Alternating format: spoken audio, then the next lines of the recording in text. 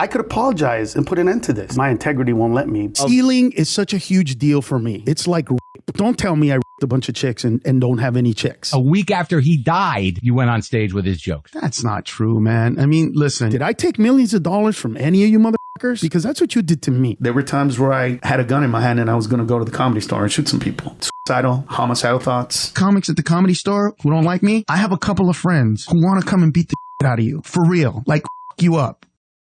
Carlos Mencia appeared on various podcasts from 2010 to 2021, providing his response to the allegations he faced throughout his career. In these interviews, he contradicted himself countless times, avoided accountability, and came across as a villain, which left his interviewers visibly upset and viewers dissatisfied. In today's video, I'm discussing why Carlos didn't recover from his cancellation. To begin, let's talk about his overall tone and cadence in these interviews. He took every chance he could to remind everyone about how great of a person he is. Here's the beauty of me. I've helped Freddie Soto. I brought him on the road for 3 years when he wasn't a comedian and he was trying to be funny. I almost took a bullet for this fucking guy. Yeah. Do you know the story? I feel like Spider-Man. You know, I helped out so many comedians. Sharing was such a big part of it. He also plays the victim card constantly, trying to gain sympathy from viewers. I got cancel cultured before cancel culture was a part. It was cool to hate me. It was cool to not like me. That sounds more like a victim saying it. No. Because do you know how many millions of dollars this cost me? Did I take millions of dollars from any of you motherfuckers? Because that's what you did to me. I don't believe that I deserved all that craziness that came my way. All I can do is read it and try to let it not break my heart, crack my soul. With this initial context out of the way, let's begin poking holes in Carlos's narrative, starting with his thoughts on the Joe Rogan altercation that I talked about in my previous video. So either Joe is a pathological liar or he's telling the truth. Which one is in your eyes? Or he had a personal problem with me. He and I were, when it comes to comedy, competitive in nature. Two aggressive guys, trying to be smart, angry, screaming. There was a competitive nature to it. Carlos tries to argue that he and Joe were competitive in nature, and that's why Joe called him out, but Carlos contradicts himself in another podcast by claiming he isn't competitive at all with other comedians. I really do. I want to make the world a better place. But you're also highly competitive. With myself, though. Wait, like, let's be honest. I mean, you know. No. I'm being really honest. He also claims that he confronted Joe on stage with both cockiness and humility at the same time. I literally went up on stage with arrogance, but not arrogance, with my cockiness, but with a sense of humility of, hey, what did I take from you that you're this mad at me? When you look at a thesaurus, humility is literally the opposite of cockiness, so you can't really be both at the same time. You can decide for yourself if Carlos had a sense of humility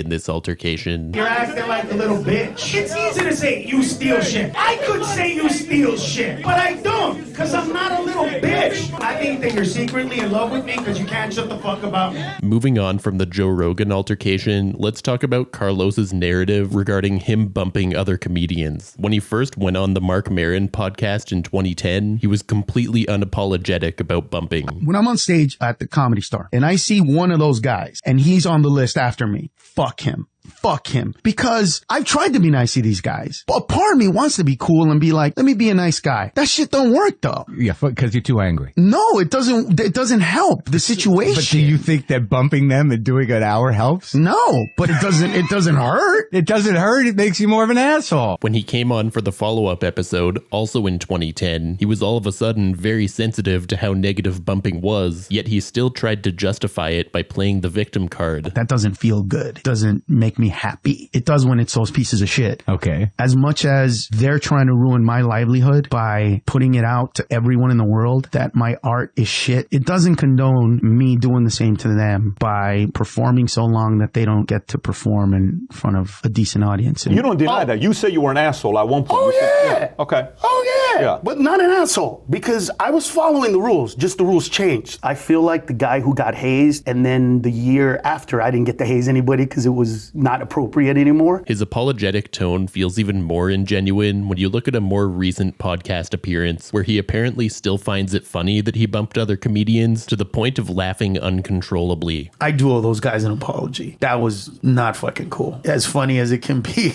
I was laughing. It's 20 years ago. And those dudes had family Poor in the guys. audience. Oh, poor They were Pete, dressed poor in their guys. best suits. They Bro. brought their grandmother from Mexico. Dude. And they're fucking like sitting there. Dude, I can't even imagine the pain those poor guys went through. I can't even imagine. But here's the thing. Could you make their family laugh? I was killing it. Between bumping and joke theft, bumping is the lesser of two evils, so the least he could really do to try to save face is admit to these bumping allegations. But of course, he never admits to the more serious allegations of being a joke thief. And with that being said, now we can talk about how Carlos responded to his joke theft allegations. If you need a refresher, definitely go check out part 1 of this series, because today I'm not discussing the allegations in depth, I'm more focusing on Carlos's response. And honestly, this section is where this video gets really tricky. The conversations about joke theft have very much been circular in nature, and I'm going to try to describe them to you. First off, Carlos dissociates himself from the allegations by saying, "It's out of my control. I did nothing wrong, so there's nothing I can do to fix this." The internet believes that I am this person, and there is nothing that can be done. At the end of the day, I have no control over it. Then it got to the point where I realized I'm going to die with that reputation. Despite Carlos believing he has no control, his interviewers have a more positive outlook at the beginning of their discussions. I see a path of redemption for you. I would like to see some kind of a redemption story with you. If I were you, I would do a blanket apology. I'm so sorry. You know, I stole some jokes and let's move on. I would like to see the apology and I would like to see forgiveness. Those are the two things that I would like to see happen because it's 2020, you guys. One host even asks him, "What do you think would happen if you apologized?" You came out and said, listen, I did steal jokes. Right. Say you did that. What do you think would happen? I have no idea. I have no idea. This response is really odd because here's Carlos contradicting himself multiple times in this exact same interview. What do you think would happen? I have no idea. A few moments later. I'm smart enough to know that I could apologize and put an end to this. I'm smart enough to know that I could apologize and move on and whatever. I'm smart enough to know that an apology in some way, shape, or form would negate a lot of this stuff. So why won't Carlos apologize? Aside from the obvious answer that he won't admit to stealing jokes, he has a few different reasons for not apologizing, one of them being pretty comical. I could apologize and put an end to this. My integrity won't let me. I have integrity, and that means something to me. All I can do is maintain the integrity. Instead of doing a blanket apology to everyone, Carlos wants to apologize to comedians individually. If you're a comic out there, please, Carlos Mencia at carlosmencia.com. Email me so that I can apologize to you. But I never consciously, I wasn't looking at other comics like that. I want people to say, you stole my joke. Would have so been I could the be like, outcome. sorry. That's what I've always wanted, to be able to have that catharsis for myself on behalf of me. To say to those guys, like, I never knew that I did that. I'm so fucking sorry. Carlos's public stance is that he did nothing wrong and didn't knowingly steal any material. So in this sense, he's telling his accusers, "I don't believe you," before they even contact him. Additionally, Carlos had power over some comedians he allegedly stole from because they were opening for him and he was the headliner, which would likely make them scared to call him out. Predictably, Carlos denies having any power when this is brought up. Lightweight comedians were frightened of Carlos because Carlos could shut down their career. Let me just finish. At that time when he's coming up, and I didn't have any power. What could I do? Carlos, I didn't. come on. No. Dude. What power did I What do you mean have? you don't have any power? Did not have any power. I mean, of course you have power. To do what? I'll let Carlos answer his own question. To every comedian that's ever opened for me for any period of time, I went, dude, if I hear one fucking joke that I've heard before, you're off the fucking tour. Yeah. I've said that to every single comedian. I had a show called Loco Slam on HBO. I said, I want to put this guy on the show, and if he's funny, we'll leave him in. If he's not, we'll cut him out. Like right now, I have power. I've stopped some of my good friends from doing some fucked up shit to people that talk shit about me. Even that was easy and not easy. Despite this power imbalance, some comedians have contacted Carlos directly, and he has conflicting stories about what happened during these confrontations. Like, I've recorded all my shows since 1993. I don't have to fight anybody on anything. Whenever I was approached by anybody, I would say, when did you write the joke? I'll hear something like, well, you know what you did. And that's it. Anytime anybody's ever said, hey, that guy said, or you took my, I addressed it and I dropped it or I changed it, but I never like said, fuck you. If he had recordings of all of his shows and no one could prove he stole their jokes, why would he stop performing them after being confronted? This is the closest we get to any admission of guilt from Carlos. Your point of view is, dude, you did it. I saw it. My point of view is, yeah, on that specific show, on that specific night, I was told, and I never did the joke after that. Carlos was confronted with specific examples in these interviews, and he brushes off every allegation despite him claiming that he addressed everything directly. I've also seen some of your act a little too close to things that have already been established, like the Bill Cosby bit. I'd never seen that one. You never heard me talk about Bill Cosby, and my style of comedy is nothing like it. No, hold on. Let me tell you a story. So there are people that say that you caused him a lot of stress by doing his material, and that a week after he died, you went on stage with his jokes. That's not true, man. I mean, listen. A few moments later. You've asked me every question. I haven't sidestepped any. Do you know what I'm saying? I've answered it as honestly as I can. I mean, Carlos's response to being confronted publicly makes me believe he would act the same when confronted privately. The following clip shows a good mix of everything I've talked about so far, and will transition us to the next section of today's video. I do need to provide a disclaimer that things are about to take a really dark turn, and some very sensitive topics are about to be discussed. With this disclaimer out of the way, let's continue on and watch this brutal clip. It feels like you motherfuckers don't like me because of the hate, because of me going long, because of other people feeling disrespected by me, because I had some power that I didn't have. It gets muddled. Is he really pissed that he thinks I stole a joke from him? Ned, I know it's muddled, but the thing that is putting you in comedy prison is the essence of stealing. Yes. Root of stealing is such a huge deal for me. It's like rape. But I know, but no, listen to me. Yeah. You need to understand this. Yeah. And I've never said this to anybody. Okay. What you're asking me to do is apologize to all the women I've raped. Don't tell me I raped a bunch of chicks and don't have any chicks to tell me that I'm raping them. You know what I'm saying? And by the way, if I raped anybody, of course I'm fucking sorry. Yeah. And I mean that as joke, like a joke thing. Dude, not only will I apologize, I'll bring you on the road. I'll help you like I've tried to help a lot of other comics.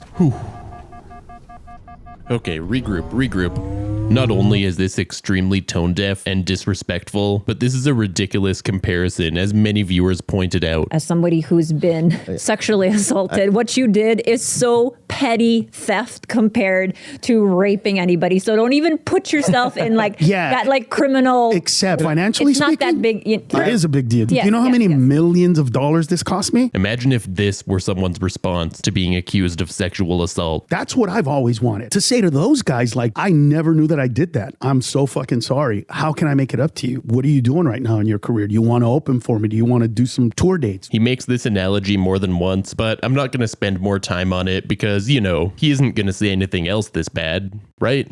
You sure about that? Oh, wait. He is? Yes.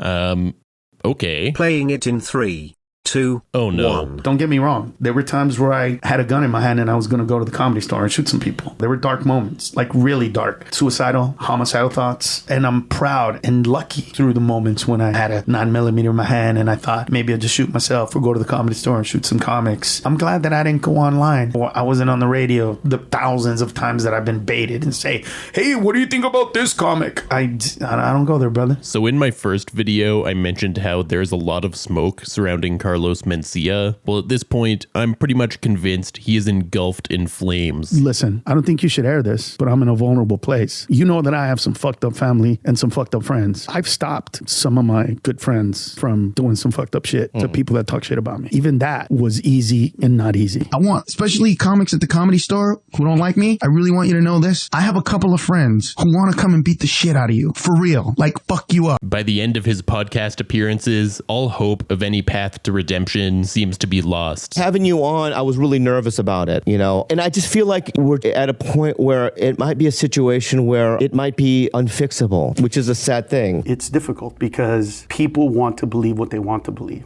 And have you seen my stand-up specials? I have, yeah. Do you see that passion in there? Every joke that I think you're sick. I've written. I think you're sick is what I'm trying to tell you. A couple of things that we learned here is that if you're an asshole, if you're a thief, it's going to come back to you. Everybody makes compromises on some level, but I think what determines whether or not people will accept it is how big of an asshole you are and how you treat other people. The Carlos Mencia story is a powerful life lesson for us all. If you do something bad, feel empathy for the victims. Take accountability. apologize, and make sure to do better in the future. In Carlos's case, he did none of this, and it's a big reason why his reputation is still so poor among his fellow comedians and comedy fans alike. If you enjoyed this series, make sure to like and subscribe so you don't miss out on my future content. But anyways, that's it for today, so take it easy, everyone. Peace.